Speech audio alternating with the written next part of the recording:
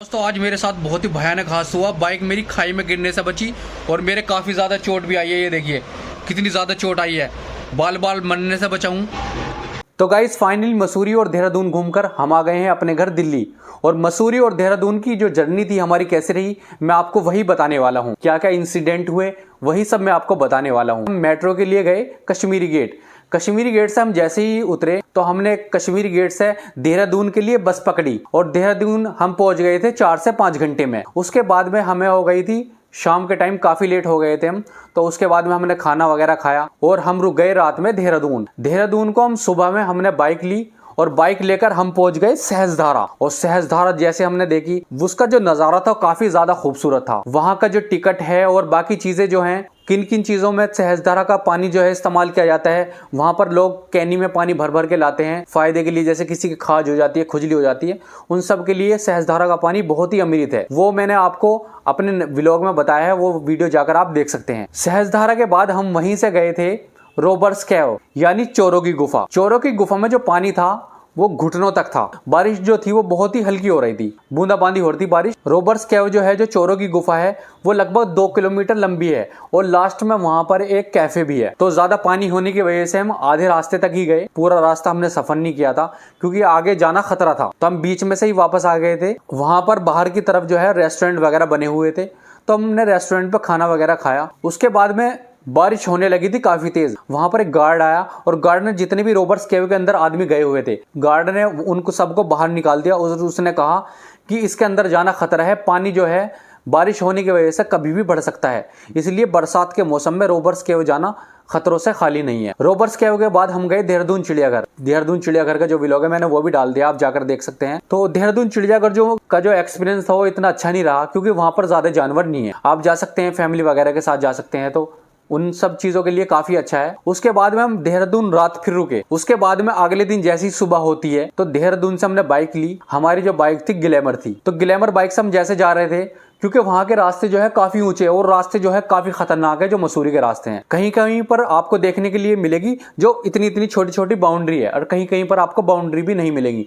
रास्ते बहुत ही ज्यादा खतरनाक है वहां पर सफर करने के। और इस साइड जो है, सीधे हाथ की साइड जो है पहाड़ है, काफी ऊंचे ऊंचे पहाड़ है और उन्हीं पहाड़ से हम धीरे धीरे ऊंचाई की तरफ को वहां पर जाते हैं। 33 किलोमीटर ऊपर की तरफ को चलना पड़ता है मसूरी पहुंचने के लिए देहरादून से। देहरादून और मसूरी के बीच में पड़ता है भट्टा फॉल। और भट्टा फॉल जो है, बाइक से जैसे हम जा रहे थे, वहां पर ज्यादा तेज बाइक नहीं चलाई जाती और हमारी तो बाइक भी वैसे भी ग्लैमर थी। तो ग्लैमर से जैसे हम जा रहे थे, बाइक 15-16 की स्पीड से ज्यादा नहीं भाग रही थी क्योंकि रास्ते ज्यादा खतरनाक थे, ज्यादा ऊंचे थे। तो ऊंचाई पर जाना बाइक जो है पहले गियर में ही जा रही थी। तो भट्टा फॉल का जो रास्ता है वो नीचे की तरफ को है, भट्टा फॉल नीचे है। तो भट्टा फॉल से जैसे हम नीचे की तरफ को जा रहे थे तो वहां पर ब्रेक मार मार के हम नीचे जा रहे थे। रास्ते ज्यादा खतरनाक है भट्टा फॉल वाले भी। तो लगभग भट्टा फॉल जो है लगभग 2 किलोमीटर नीचे है, पहाड़ियों में नीचे की तरफ। तो वहां पर ट्रॉलियां वगैरह है, सारी चीजें वहां पर, वो मैंने व्लॉग में दिखाया भट्टा फॉल का, देख सकते हैं आप। बहुत ही ज्यादा खूबसूरत है भट्टा फॉल। भट्टा फॉल से जैसे हम आगे की तरफ को चले, फिर हम पहुंचे कंपनी गार्डन। और कंपनी गार्डन जो है ठीक ठाक है बच्चों के लिए, वहां पर फैमिली वगैरह के लिए काफी अच्छा है। वो टिकट वगैरह के लिए मैंने बाकी सारी चीजें आपको व्लॉग में बता दी है। कंपनी गार्डन का मैंने व्लॉग डाला है, तो उसमें आप सारी चीजें देख सकते हैं। उसके अलावा कंपनी गार्डन घूमने के बाद में हमने वहां पर, शाम हो गई थी, हमने खाना वगैरह खाया मसूरी के अंदर। और वहां पर एक गांधी चौक है, गांधी चौक पर हम रुके। बादल वगैरह जो थे, वहां का नजारा काफी खूबसूरत था, तो गांधी चौक पर जरूर रुके आप। वहां पर जाते हैं, बादल वगैरह का नज़ारा काफ़ी अच्छा लगता है और काफ़ी मज़ा भी आता है। जितनी पब्लिक जाती है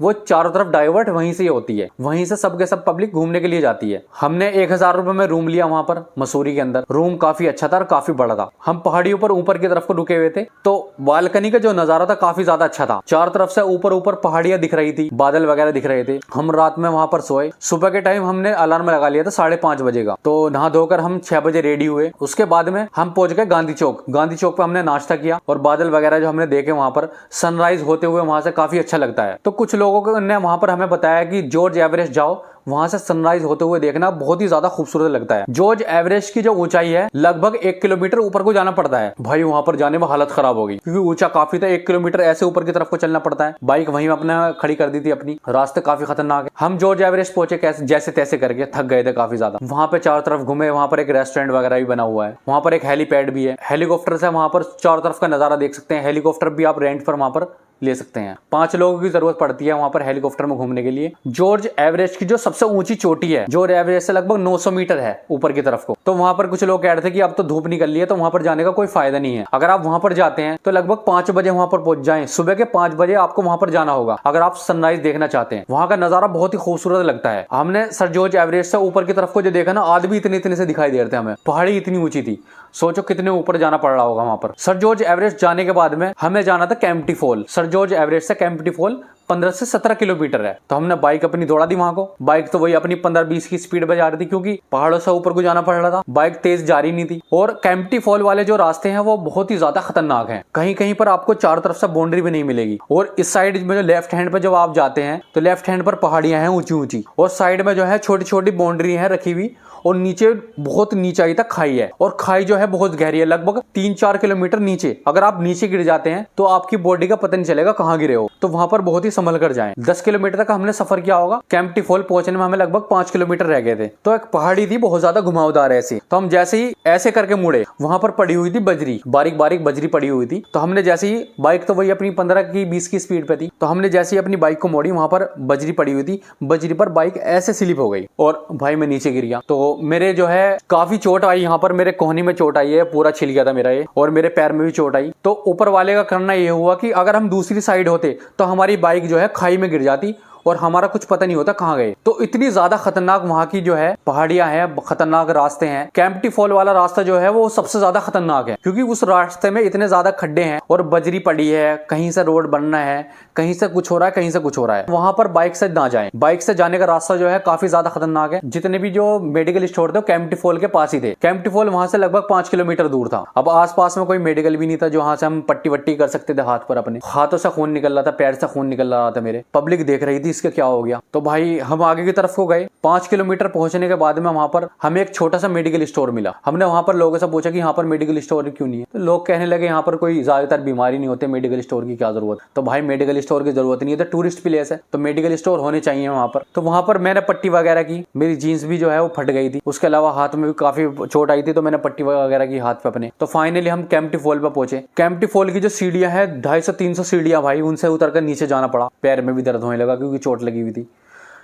और केम्प्टी फॉल पर जाने का सुबह सुबह मकसद था कि सवेरे पहुंचेंगे, केम्प्टी फॉल के पानी में नहाएंगे, वहां पर बड़ा मजा आता है। तो केम्प्टी फॉल के पानी में हम नहाए नहीं, क्योंकि पानी इतना ज्यादा ठंडा हो रहा था, पैर में हाथ में चोट भी लगी हुई थी, तो वहां पर नहीं गए। दोस्तों मेरे हाथ पैर में चोट लग गई थी, इसलिए ब्लॉग जो है मैं एक दिन छोड़कर एक दिन डाल रहा हूँ। तो आप लोग ज्यादा से ज्यादा सपोर्ट करें, आप लोगों के लिए ही मैं दूर दूर जाता हूँ। तो गाइस हमारे चैनल को ज्यादा से ज्यादा सपोर्ट करें। मजा भी तभी आता है जब ज्यादा लोग देखते हैं, क्योंकि 20-30 व्यूज या 50 व्यूज या 100 व्यूज आएंगे तो वीडियो बनाने में क्या मजा आएगा। तो चैनल को ज़्यादा से ज़्यादा सपोर्ट करें और वीडियो भी देखें और दोस्तों के साथ वीडियो को शेयर भी करें। तो दोस्तों मिलते हैं एक नई जानकारी के साथ नेक्स्ट वीडियो में। तब तक के लिए बाय बाय।